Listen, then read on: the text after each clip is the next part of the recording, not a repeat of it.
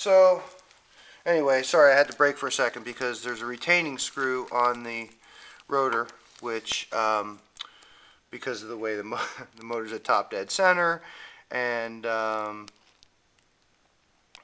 story short, it was on the bottom. I couldn't see it, so I had to go and get a light and a screwdriver to do that. So anyway, I pulled the retaining screw, and you got to pull the little aluminum dust cap.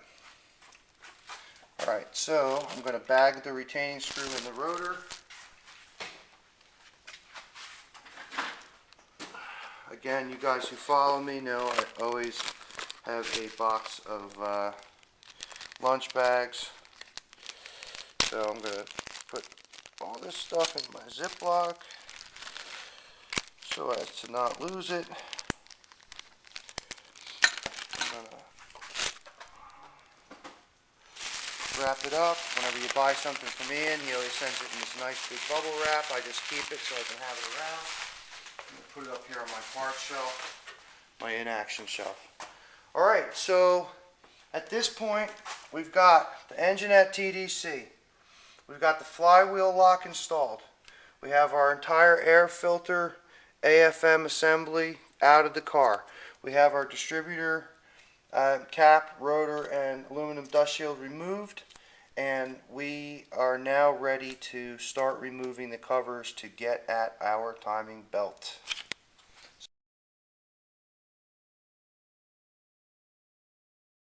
So today we're taking the covers off of the timing and balance belts on my 83 944 project car, and to the step of the process involves removing the alternator belt, which is routed around your crank pulley, and then the alternator, air conditioning compressor, and if you happen to have power steering, which I don't, it would also be your power steering belt. So the easiest way to do this is from the bottom of the car to remove the strut which supports the air conditioning compressor, and which is right up here above my left hand, which you can see. And I already took the bolts out, so I'm just going to pull the strut out now. You know, I just held it up in place for a second to prop it, and then you can tap the air conditioning compressor over at that point.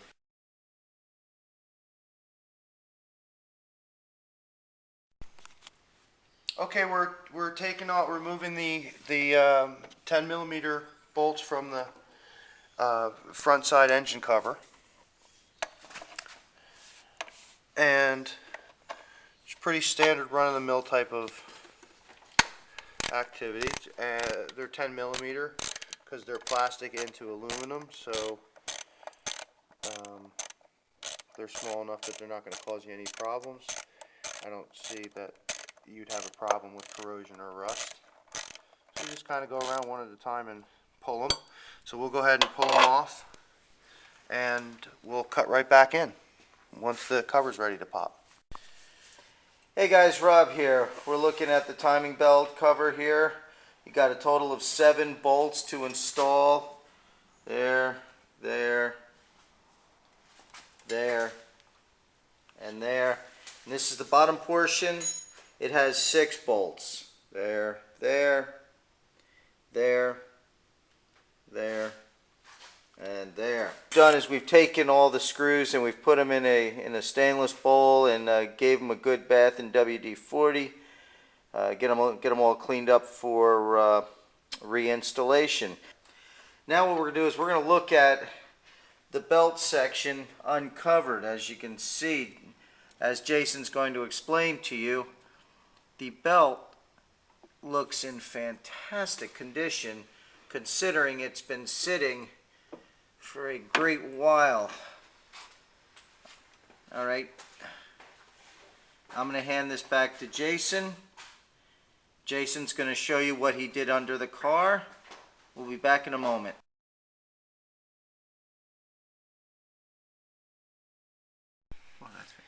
Okay, so I'm under the car, and I'm laying under the chin spoiler so you can get some perspective. And we've got the upper and lower timing belt covers off. And let's just take a quick run through what we're looking at here, so as we walk through the next steps when we reference things. Of course, this is the crankshaft pulley right here, and we have our rollers, the eccentric rollers being here and here. Whoops. Up inside there, those are the ones that you set the tension with. You can see how they're off center, and the screw doesn't go through the center of the roller. Alright, and then our belt itself, the timing belt, runs around everything.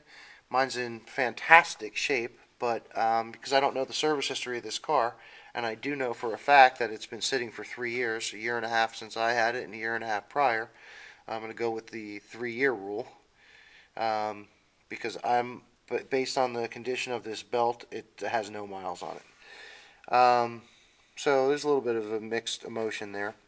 Up here you can see where the water pump is at. Okay, this is the body of the pump, and then this is the interior, which is covered. So we're going to make a determination if we're going to be changing that as well once the belts come off. And then everything else inside is a roller or a pulley. So we're going to, next step will be getting these belts off. All right.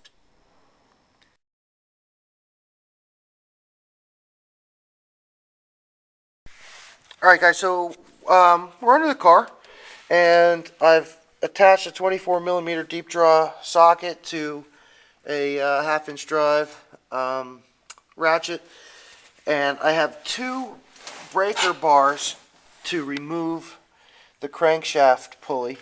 Okay, the first one is a section of fence post. Okay, it's 3.5 feet long, and I'm going to slide it over the side. Now, we've already done this, so it's going to be mostly demonstrative, but Rob, while I have it held in place, Rob stepped on it and mashed it to the ground, okay, to initially break the screw. All right, and then my garden variety breaker bar is a bicycle handlebar off of a mountain bike. It's like the right size to fit over a ratchet. It has a little bit of a bend in it, so I can get extra leverage, and then I can use it at this point to just crank the ratchet regular. So here, Rob, you want to grab the camera? Come down here. No, yep. Come on down. All right, because now at this point with the bolt broken free, still run, we can just ratchet it right off. I have a paper towel around because I had sprayed some penetrant in there initially to loosen it. Look at my hand.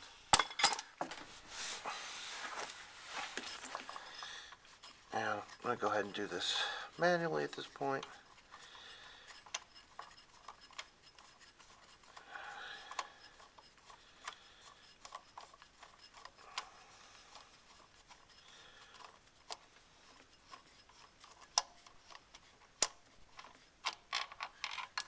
Okay, and there's our bolt. Still in real good shape. You know, another item that looks like it was recently serviced. Okay, so we're going to jump up to the next step.